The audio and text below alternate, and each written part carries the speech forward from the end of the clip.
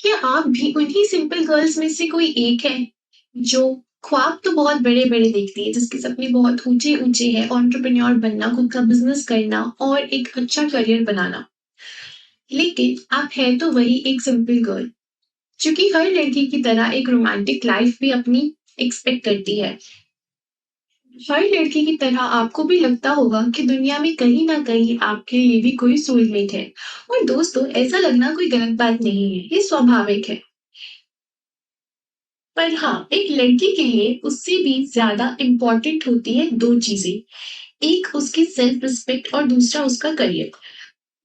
आज हम आपकी और मेरी जैसी ही एक लड़की की कहानी it ends with us discuss करने वाले। ये स्टोरी है लिली ब्लूम की, जो कि एक एंटरप्रेन्योर थी और बचपन से ही उसने अपने घर में लड़ाई झगड़े देखे थे। वो एक अब्यूजिव फादर की बेटी होती है, जिसने बचपन से ही अपनी माँ को कष्ट सहते हुए देखा होता है।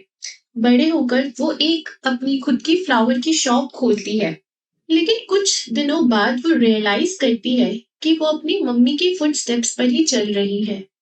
यानी जो सब उसने बचपन में अपनी माँ के साथ होता हुआ देखा होता है, वही उसे लगता है कि उसके साथ रिलेशनशिप में हो रहा है। तो देखते हैं कि असल में उसकी जिंदगी कैसी होती। ये जो बुक है इट एंड्स विद अस, इसे आप सिर्फ एक रोमांस नॉवल के नजरिए से मत देखना। ये हर एक लड़की के लिए एक सेल्फ हेल्प बुक की तरह है और ये हर लड़की को अपनी जिंदगी में एक बार जरूर पढ़नी चाहिए। बाकी मैं स्टोरी के बारे में ज्यादा बताकर आप लोगों का इंटरेस्ट खराब नहीं करना चाहती, तो बिना देर करे चलिए स्टार्ट करते हैं हमारी कहानी। तो जो इस कहानी की मेन किरदार है लिली ब्लू, वो बॉस्टन में रहती है, जहाँ पे वो 3 साल पहले आई होती है अपनी पढ़ाई कंप्लीट करने के लिए। लिली का बचपन वैसे मेन में बीता होता है, जहाँ पर वो अपने मम्मी पापा के साथ रहती थी। जैसा कि मैंने आपको कहानी की शुरुआत में बताया, लिली जो है एक ऐसे घर में रहती थी जहाँ पे उसके पिता बहुत ही वायलेंट थे, बहुत ही अग्रेसिव थे और उसकी माँ के साथ अच्छा व्यवहार नहीं करते थे। कई बार उन्होंने उनका रेप करने की भी कोशिश करी थी।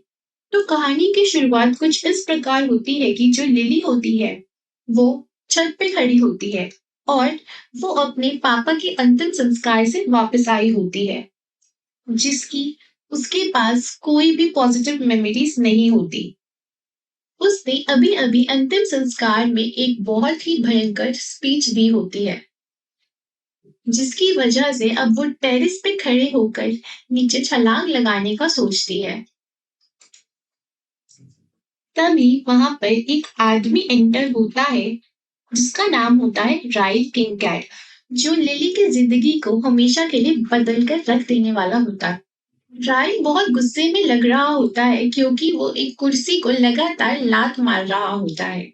ये राय और लिली के बीच पहली मुलाकात होती है। राय एक न्यूरोसर्जन है और एक बहुत ही एम्बिशियस मैन है, जो कि स्टेबल रिलेशनशिप से कतराता है। और जैसे ही लिली और राय मिलते हैं, उनके बीच एक अलग सी केमिस्ट्री बन जाती है। वो दोनों बातों बातों में अपने सारे राज एक दूसरे को बता देते हैं। उनके बीच एक चीज होती है नेक्ड ट्रुथ्स करके, जिसमें हमारे मन में जो भी बात चल रही होती है उस पॉइंट ऑफ मोमेंट पे, वो एक दूसरे को बता देते।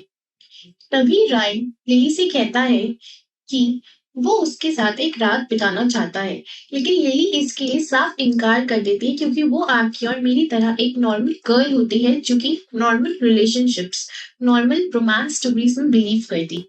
तो उनकी पहली मुलाकात कुछ इस तरह से खत्म हो जाती है और उन्हें लगता है कि अब वो दोबारा नहीं मिलेंगे। तो दोस्तों, अब हम बात करेंगे लिली की कुछ डायरीज की, जो उसने अपनी टीनेज में लिखी होती है। एज अ टीनेजर हम अपनी सारे दिल की बातें अपनी डायरीज में लिखते हैं। शायद आपने भी कभी ना कभी डायरी लिखने की कोशिश जरूर करी हो। तो लिली जो डायरीज लिखती थी, उसमें वो एलन नाम मेंशन करती थी। एलन एक टीवी एक्ट्रेस थी, जिसका शो लिली को काफी पसंद था। जब वो अपनी पुरानी डायरीज पढ़ने बैठती है, इससे हमें लिली के पास्ट की एक झलक देखने को मिलती है, उसकी टीनेज की, कि उसके एडोलसेंस में जो उसके फादर वॉयलेंस करते थे अपनी बीवी के साथ। और लिली अक्सर इस बात को लेकर अपनी माँ से नाराज रहती थी कि वो उस इंसान को छोड़ क्यों नहीं देते। उस घर में लिली को बस एक चीज सबसे ज्यादा पसंद थी, वो थी गार्डनिंग। तभी लिली की जिंदगी में एटलस आता है, जो कि एक 18 साल का लड़का होता है जिसके पास रहने की जगह नहीं होती, होमलेस होता है और लिली वाले स्कूल में ही वो जाता है। लिली के घर के सामने एक खाली सा घर होता है जो कि खंडर होता है। उसमें वो उसको देखती है। लिली एटलस की मदद करने की कोशिश करती है और फिर धीरे धीरे वो एक दूसरे पर विश्वास करने लग जाते हैं और एक दूसरे को अच्छे से जानने लग जाते हैं। लिली एटलस को अपने घर के बारे में बताती है और उस घर में जो वायलेंस हो रहा होता है उसके बारे में भी।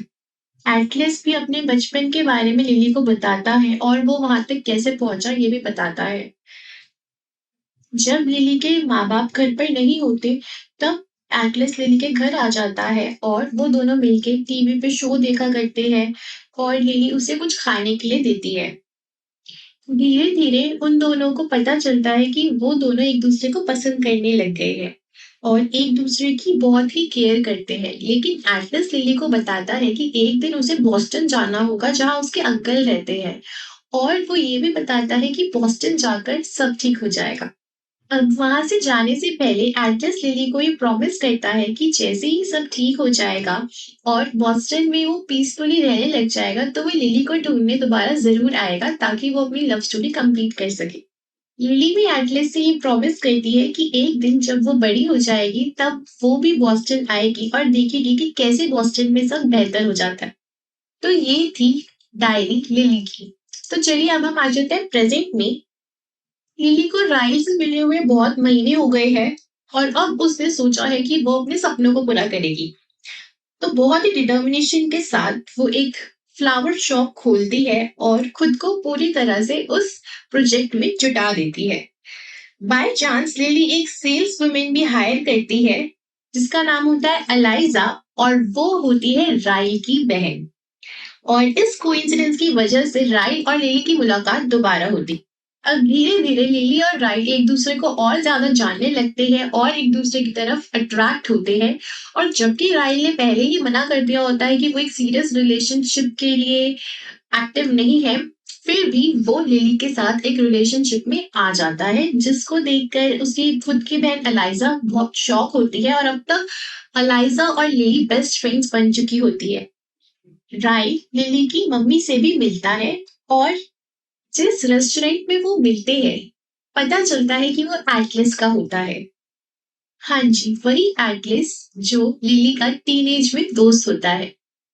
लिली एटलस को राइल के बारे में बताती है और एटलस भी लिली को बताता है कि वो भी एक रिलेशनशिप में है। एक बार को तो लिली को डाउट होता है कि क्या अभी भी उसके अंदर फीलिंग्स है एटलस को लेकर, लेकिन वो सोचते हैं कि राइल के साथ सब इतना अच्छा जा रहा है, तो वो ऐसे ख्याल अपने दिमाग से निकाल देती। जल्द ही लिली और राइल शादी कर लेते हैं और अब लिली की लाइफ एकदम परफेक्ट होती है। एक चार्मिंग हस्बैंड, एक परफेक्ट करियर और उसकी मम्मी भी अब शांति से रह रही होती है। और क्या चाहिए लिली को? लेकिन उसकी ये शांति बहुत जल्द भंग हो जाती। एक रात राइल ड्रिंक करके घर पहुंचता है और लिली भी ड्रिंक कर रही होती है। तभी राइल के हाथ से एक फ्राई पैन गलती से गिर जाता है क्योंकि वो गर्म होता है और राइल का हाथ जल जाता है। इस पर लिली बहुत तेज की हंसने लग जाती है और ये देखकर राइल को गुस्सा आता है, जिससे वो उसको पीछे की तरफ बहुत तेज धक्का देता है, जिससे लिली के सिर पर और एक बहुत ही गहरी चोट लग जाती है। ये सब देखकर लिली चौंक जाती है और एक बार को उसे ऐसा लगता है कि वो अपनी माँ की जगह पर खड़ी है, क्योंकि उसकी माँ ने भी यही सब देखा था अपनी मैरिड लाइफ में। लेकिन तभी राय लिली को समझाता है कि उसे ऐसा बर्ताव नहीं करना चाहिए था और उसे बहुत पछतावा है और वो उसकी बहुत केयर करता है। फिर लिली भी खुद को समझा लेती है कि राय उसके फादर जैसा नहीं हो सकता और क्या पता ये बस एक बार की बात हो। अब बाय चांस वो दोनों फिर से उसी रेस्टोरेंट में आ जाते हैं जिसका ओनर एटलस था।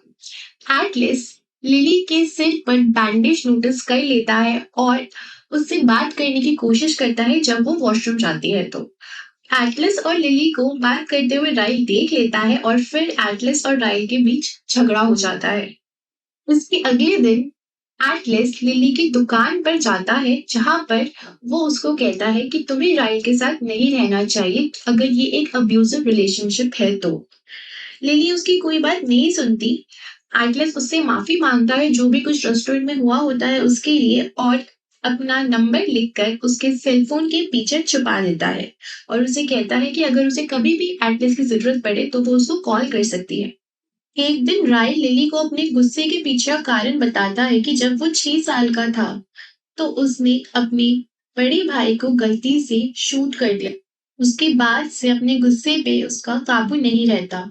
लिली जब ये सब सुनती है तो उसे पक्का यकीन हो जाता है कि राय उसके पापा जैसा बिल्कुल भी नहीं है, क्योंकि उसके पापा के पास कोई वजह नहीं थी वायलेंट होने के लिए, जबकि राय के साथ एक ऐसा पास्ट था जिसकी वजह से वो ऐसा था। फिर उनकी रिलेशनशिप कंटिन्यू होती है उसी तरह से जैसे पहले चल रही थी। अब दोस्तों ये जो शांति होती है ये कुछ समय के लिए ही होती है, क्योंकि राइल अपना वो बिहेवियर फिर से शुरू कर देता है, बल्कि और हाइपर एक्टिव मोड में।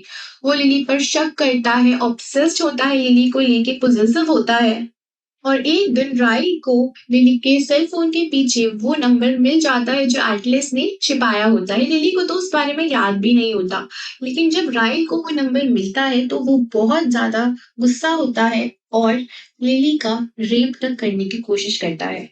अब इस इंसिडेंट के बाद लिली बहुत घबरा जाती है। उसको ऐसा ही लगता है अब तो कि हाँ, वो अपनी माँ की तरह ही है, उसके साथ उसकी माँ जैसा ही हो रहा है। अब जैसे-तैसे करके जब राइल सो रहा होता है, वो वहाँ से भागने की कोशिश करती है और एटलस की मदद लेती है। वो उसी नंबर पर कॉल करती है और एटलस के घर पहुँचती है, जहाँ पर उसे पता चलता है कि वो प्रेग्नेंट है। लेकिन उसे ज़रा भी खुशी नहीं होती है, क्योंकि अब जो नई ज़िंदगी वो ला रही है, उसका कोई फ्यूचर भी तो होना चाहिए। और एटलस लिली को कहता है कि वो उसके लिए हमेशा है। अब लिली अपनी प्रेगनेंसी के बारे में हर किसी से छुपाती है, यहाँ तक कि अलाइजा अपनी बेस्ट फ्रेंड तक को भी नहीं बताती है। सिर्फ एटलस को उसकी प्रेगनेंसी के बारे में पता होता है। और राई अपने काम के सिलसिले में शहर से बाहर चला जाता है ताकि चीजें भी कुछ ठंडी पड़ जाए और एक दूसरे को टाइम दे सके वो चीजें समझने का। अब अपनी लाइफ में हो रहे वायलेंस को देखकर लिली एक बार भी ऐसा नहीं सोचती कि उसे अपनी रिलेशनशिप कंटिन्यू रखनी चाहिए, वरना उसमें और उसकी माँ में कोई फर्क नहीं बचेगा। लेकिन कई बार क्योंकि वो प्रेग्नेंट भी होती है, उसे ऐसी इच्छा होती है कि शायद उसे राइल को माफ कर देना चाहिए। लेकिन अगर वो ऐसा करेगी तो वो अपनी माँ के कदमों पर ही चलेगी, इसलिए वो ऐसा नहीं करती है। अब जब राइल शहर से वापस आता है, उसे पता चलता है कि लिली प्रेग्नेंट है, तो वो बहुत ही एक्साइटेड होता है और उसके मन में पहले से ही अपने बच्चे के लिए बहुत सारा प्यार समा जाता है और वो लिली की माफी पाने के लिए बहुत से प्रयत्न करता है। लिली को भी ऐसा लगता है कहीं न कहीं कि उसका बच्चा माँ-बाप दोनों के साथ ही खुश रहेगा, तो वो कई बार राइल को माफ करने का सोचती है, लेकिन अभी तक वो कोई फैसला लेती नहीं है। वो ये फैसला तब तक के लिए टालना चाहती है जब तक कि उसका बेबी इस दुनिया में नहीं आ जाता। राइल का बिहेवियर काफी हद तक सुधर चुका होता है। अब वो लिली की रिस्पेक्ट करता है और एक अच्छा बाप भी बनकर दिखा रहा होता है। कहीं न कहीं शायद लिली ने भी यही मन बना लिया होता है कि वो राइल को माफ कर देगी। अब टाइम आता है लिली की डिलीवरी का। जैसे ही लिली की गोद में उसकी बेटी आती है, वो अपना फैसला सुना देती है। शायद वो फैसला किसी ने भी एक्सपेक्ट नहीं किया होता, लेकिन लिली डिवोर्स मांगती है राइल से। अब दोस्तों, ये तो चलिए बुक समरी है, लेकिन अगर आपने हकीकत में ये किताब पढ़ी होती और अगर आप देखते कि राइल क्या-क्या करता है लिली की माफ़ी पाने के लिए, तो शायद आप भी अगर लिली की जगह होते तो राइल को माफ़ कर देते। लेकिन लिली ने जो फैसला किया होता है, उसके पीछे अगर आप वो रीज़न समझेंगे, तो आपको पता चलेगा कि उसका फैसला कितना सही है। हाँ, शायद जो उसकी बेटी है, वो एक ब्रोकन फैमिली में रहे। उसे मम्मी-पापा दोनों का प्यार ना मिले, एक नॉर्मल फैमिली की तरह दोनों मम्मी-पापा के साथ ना रह पाए। लेकिन क्या अगर उसे लिली जैसी लाइफ मिलती जहाँ पे वो अपने घर में वॉयलेंस होता हुआ देखती और वैसे ही बड़ी होती, तब क्या उसकी मेंटल हेल्थ अच्छी रहती? तब क्या उसे एक नॉर्मल लाइफ मिल पाती? जैसे लिली बचपन से ही अपने पापा से नफ़रत करती आई है, अगर उसकी बेटी भी अपने पापा से ऐसे ही नफ़रत करती, तो क्या वो सही होता? तो लिली ने अपनी बेटी के लिए एक अब्यूज़िव फैमिली की जगह एक ब्रोकन फैमिली को चुना। अब उनकी बेटी बारी-बारी करके मम्मी और पापा दोनों के साथ रहती थी और दोनों के साथ प्यार से रहती थी। किसी के लिए भी उसके मन में कम से कम नफ़रत पैदा नहीं हुई।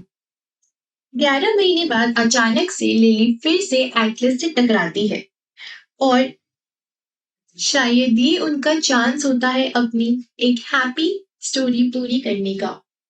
इतने सालों बाद, इतने साल के इंतजार के बाद अब वो अपनी शांतिपूर्ण जिंदगी बिता सकते थे।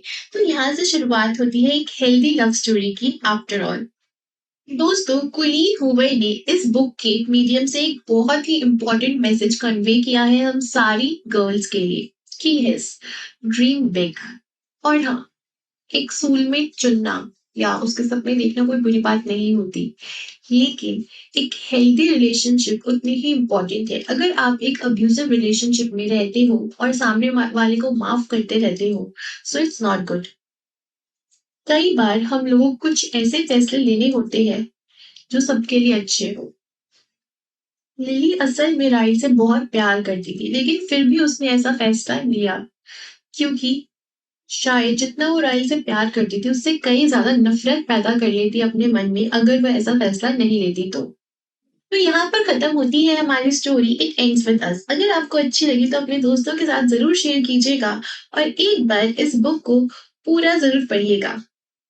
मिलते हैं अगली रोमांचक कहानी के साथ। तब तक के लिए बाय-बाय।